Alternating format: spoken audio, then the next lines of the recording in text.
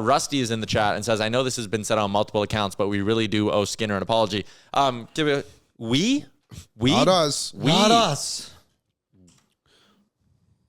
You guys. We don't owe. I'm getting on camera for this because, please, truthers, believers, whatever words you want to use. We definitely don't owe Stuart. We are Stuart, like, haters. You can apologize to us. Yeah. Go ahead, Dougie. Come on.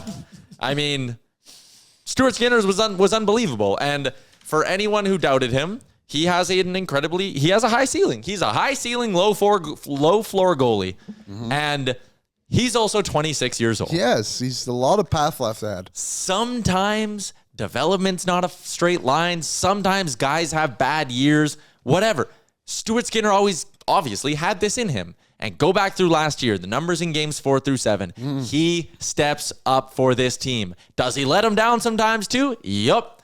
But he steps up for this team. And anyone who believed that he had, what did Steve Dangle say?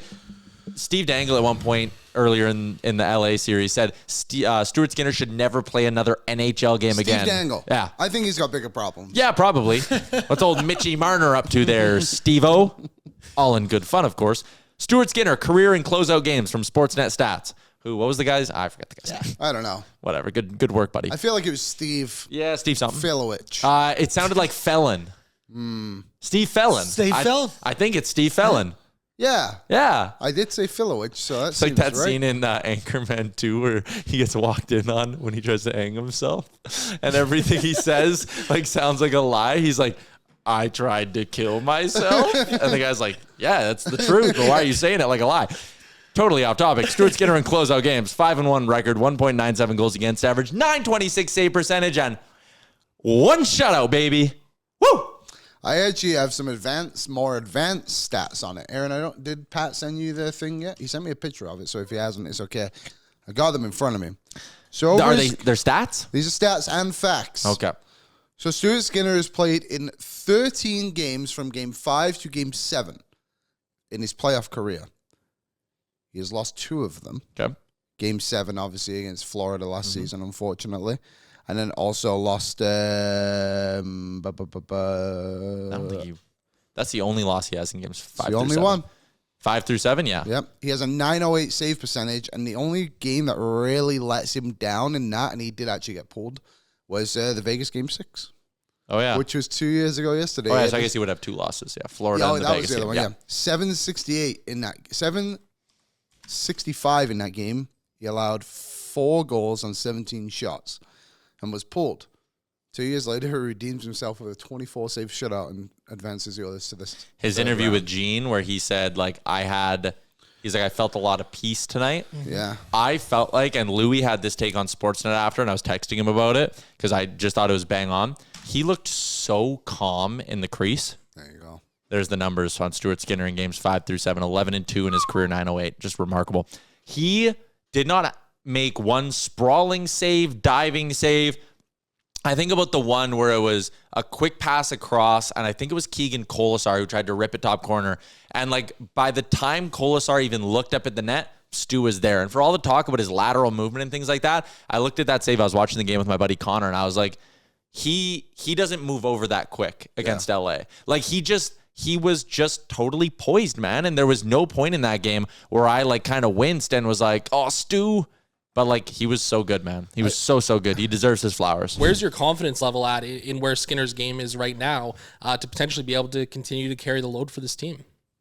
Well, it's extremely high. Reason being what you just said, because he's done this before. He did this just last year. So he's been through adversity like this. Now, that combined with what I talked about earlier about how good he looked, if they had just closed the series out in game, what was that they lost? 3? 3, yeah.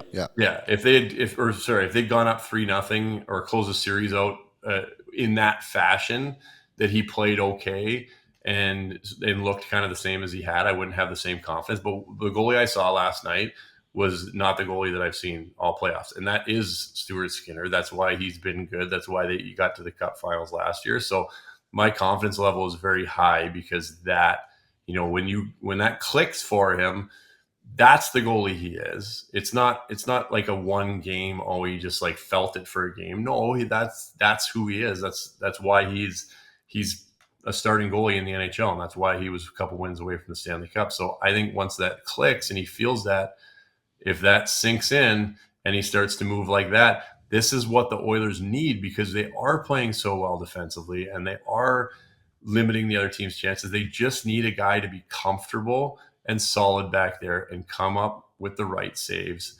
And if he looks like that and is moving like that, I think he's going to be in very good position to be that guy. Now, what on earth, I can't believe we haven't talked about this yet, is going to happen when Pickard's healthy. If Stu gets a few more, like, what if Stu starts and gets a couple wins? Like, it's a weird situation. It was an impossible situation to begin with, him stepping in. He's 0-2, Picks is 6-0. Oh, by the way, here you go. Like, the most difficult situation mentally you could probably be put in at that moment.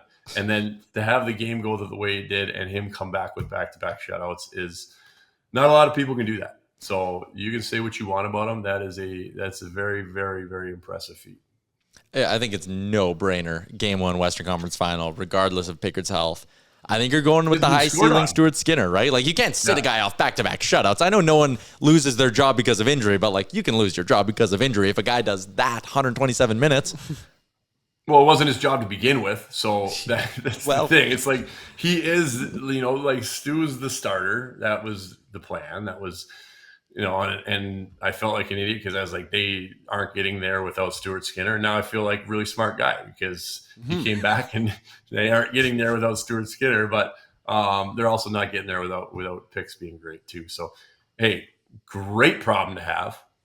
Not the problem that anybody expected to be talking about before playoffs, but if you need to have a conversation about you don't know who to start because they're both great, that's a good problem to have.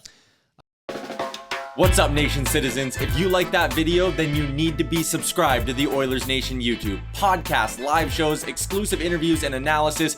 Everything you need from your favorite voices at Oilers Nation. And you don't want to miss any of it, so hammer that subscribe button.